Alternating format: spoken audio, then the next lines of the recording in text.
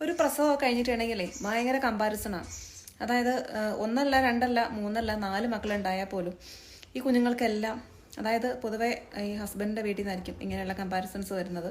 ഇത് അതായത് കുഞ്ഞിൻ്റെ ഷേപ്പ് കാണാൻ, കണ്ണും മൂക്കും നാക്കും ചെവിയും മുടിയും എല്ലാ ഫീച്ചേഴ്സും അച്ഛൻ്റെയാണ്, അല്ലെങ്കിൽ അച്ഛൻ്റെ ആ ആൾക്കാരുടെ ഈ ആൾക്കാരുടെ എന്നും പറഞ്ഞ് നമ്മൾ പോലും കണ്ടിട്ടില്ലാത്ത പല ആൾക്കാരുടെയും കാര്യം എടുത്തിടും. നമ്മളൊക്കെ അതിശയിക്കും, ഇതൊക്കെ ആരാണെന്ന് പോലും നമ്മൾ അതിശയിച്ചു പോകും. കാരണം നമ്മളോ നമ്മുടെ മക്കളെയോ ആരെയും കാണാൻ വരാത്ത ആൾക്കാർ വരെ ആയിരിക്കും അതൊക്കെ.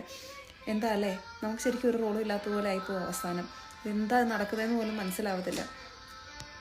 ഇനിയിപ്പോൾ എന്തെങ്കിലും കുസൃതി കാണിച്ചാലോ, ഇതൊക്കെ ആരുടെ സ്വഭാവമാണ്? നമ്മുടെ കുടുംബത്തിലൊന്നും ഇങ്ങനത്തെ സ്വഭാവമൊന്നുമില്ല, ഇതൊക്കെ എവിടെ നിന്ന് പഠിച്ചതാണ്, ഇതൊക്കെ എവിടെ നിന്നുള്ള സ്വഭാവമായത്?